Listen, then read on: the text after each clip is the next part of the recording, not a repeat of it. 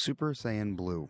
A form that I feel gets way more hate than it deserves. Also a form that I personally really like for a multitude of reasons. So let's go over why I feel it isn't as bad as people make it out to be, why I really like it, and why I feel it makes a great addition to the vast list of transformations while also explaining how I feel it's great from a lore and design perspective. To talk about Super Saiyan Blue, we need to start by talking about Dragon Ball Z Battle of Gods.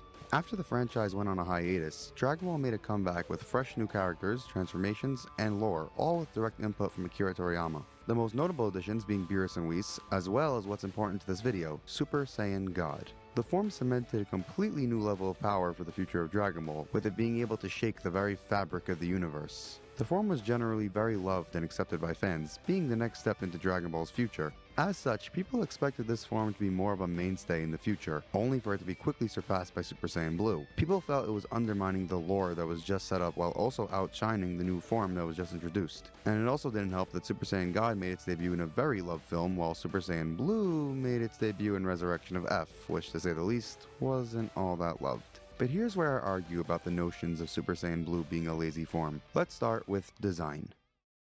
Throughout Dragon Ball and Dragon Ball Z, we can see a clear design evolution of Goku. He starts as a little boy and grows into an adult. He obtains Kaioken, a technique that radiates a more intense aura, slightly changes Goku's color with a tint of red, and occasionally raises Goku's hair. Then he unlocks Super Saiyan, a form with an immense aura, completely changes Goku's color to a striking gold/yellow, and completely raises his hair. Then Super Saiyan 2 continues with adding electrical sparks to the aura, and further streamlining Goku's hair into spikier segments. And then Dragon Ball Z finally shows the height of Goku's growth and power with the form that's the most striking design of the original manga, Super Saiyan 3. This form represents maximum power has been achieved. The aura has grown immensely with even more rapid sparks of electricity. The transformation sequence is long and dramatic with a powerful scream to go alongside it. The lack of eyebrows and intimidating look shows that Goku has grown from a silly little boy into a serious, in-control, powerful martial arts master who's also learned to control the aggression of being a Saiyan. And most importantly, Goku's hair has grown to its max length, signifying he has reached the height of his power and has no more room to obtain more transformations. Now, Dragon Ball GT would come with a genius way of evolving Super Saiyan 3 into Super Saiyan 4, which is a topic for another video I'd really love to make. But there's no denying that Super Saiyan 3 and especially Super Saiyan 4 lose the iconic signature look of Dragon Ball. Just look at the final transformation scene in Z by the Spirit Bomb. Toriyama clearly wanted to end the series with the iconic Super Saiyan form. He could have easily said Purunga fully restored Goku's power so he could use Super Saiyan 3. It wouldn't have even affected the story, but he chose to stick with the original Super Saiyan. Super Saiyan 3 and 4 look so different from the general iconic look of Goku. When I got into Dragon Ball after being a Sonic fan for my whole life, I thought Super Saiyan 3 and 4 looked really uncanny and so different from what I thought of as Dragon Ball. Now don't get me wrong, nowadays I love Super Saiyan 3 and 4. It just took me a bit of time to get used to and begin to truly love them. But I won't deny that when I first watched Dragon Ball Super, which was the first Dragon Ball anime I saw, and like I said in my last video, is definitely the one most Sonic fans should start with, I felt very happy to see those forms be replaced by something more familiar. Which is why Toriyama designed the Super Saiyan God forms the way they are. He himself said he doesn't want every form to just get more muscular and over the top. So he designed the form in Super Saiyan God that went back to basics. And also, like how I said with the original manga, resets Goku's character design evolution for Dragon Ball Super. Super Saiyan God was the new base for Goku. I mean, just look at it. His hair is like it would be in his base form, and he gets a little skinnier. Super Saiyan God is a bit of a misleading title. It should really be Saiyan God, not Super Saiyan God. The form is essentially a base form Saiyan using God Ki, though it is in itself a transformation, so Super Saiyan God as a title fits more in line with the previous forms. This idea is further proven by the fact Goku in the original movie, though not the later manga, however it did as well occur in the anime, absorbed the God power. Super Saiyan God in my eyes was set up as just a starting point, a new base or akin to Kaioken. It felt like it was born to be built upon, and the fact it was obtained by a ritual, much to Goku's dismay, who stated he wants to obtain power on his own, further pushes a narrative of this is a starting point that must be built upon, which leads us to Super Saiyan Blue, or Super Saiyan God Super Saiyan. Now that God Ki has been established and Goku has obtained it in a basic base level, now we can build upon it and have Goku reach the next level. And people like to say Goku didn't earn it, he just got it out of nowhere, which I really disagree with. Goku had already obtained the God level of power, and Vegeta, who didn't have the ritual, obtained it in around 6 months, which I don't have a problem with.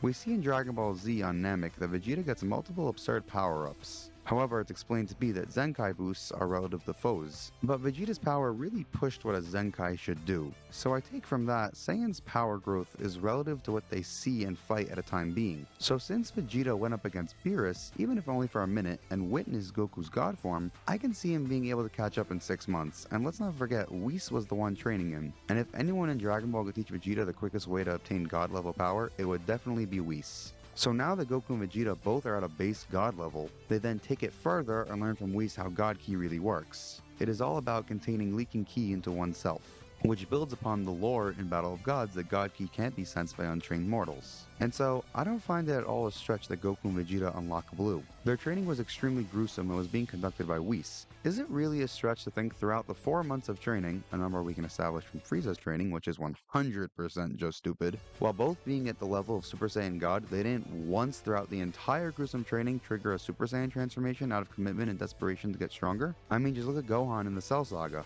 He originally obtained Super Saiyan in what couldn't have been more than a month or two worth of training. You could tell based on the fact that his design hasn't matured yet. He also obtained it through sheer commitment and desperation to get stronger, and again when he later shows signs of Super Saiyan 2 in the Time Chamber. Like it or not, they're both the same concept. Plus, Goku and Vegeta are being taught directly by a teacher who knows how to get them to the next level, and they're Saiyans that have witnessed what power is beyond by facing Beerus.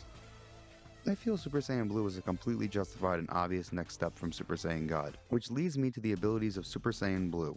Specifically the advanced Ki control, due to the controlled nature of the form, with it being tied to keeping excess Ki from leaking from the body.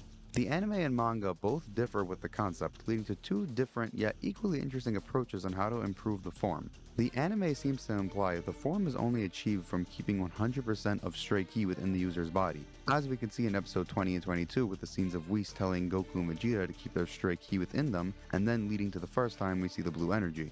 And the scene of them in the strange dimension Whis sends them to for training, where moving is impossible without 100% Ki containment. Meaning in the anime, the Saiyans learn to keep 100% of their Ki within them from the moment they unlock Super Saiyan Blue. For in the anime, that's required to use the form, which then leads to one of the greatest ideas of Dragon Ball Super, Super Saiyan Blue Kaioken.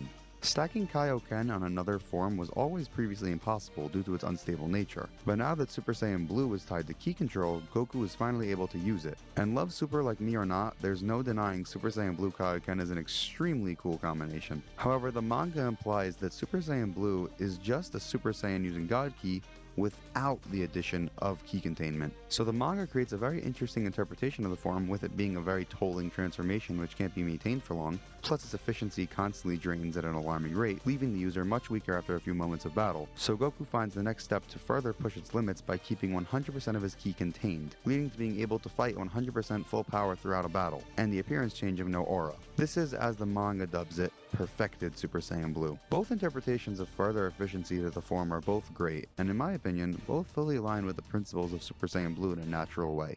Now let's get back to discussing the design. Like I was saying earlier, Super Saiyan God was restarting the evolution of Goku's power growth designs in Dragon Ball Super.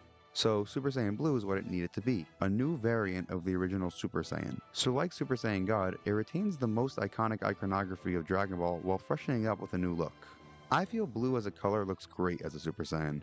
What can I say? I love the color blue. It might not look as striking and different as Super Saiyan 3 and 4, but that's not necessarily a bad thing. Toriyama seemed to agree. Like I said earlier, he didn't want to keep on adding more muscle and over-the-top hair. We already peaked there, now we're going in a new direction with a new path to go down. So when you add all the factors I've stated in this video, you can see why I really like Super Saiyan Blue. Now I just wanted to say, if you personally really don't like Super Saiyan Blue, that's perfectly fine, you can disagree. I was giving my perspective on the form, but I understand people won't all agree with my take. Regardless of if you agree, I hope you enjoyed the video. I wanted to also say thanks to everyone who's been watching my videos, and especially my subscribers. I'm seriously so shocked at how my previous videos did, and I can't thank you all enough. I would really love to find my place in YouTube and continue making videos like this one, so please, subscribe, leave a like, and if you'd like, leave a comment. I really like responding and having discussions. I'm extremely happy with how this script turned out, and I really hope people get to see it and enjoy it. So thanks again, and I'll see ya.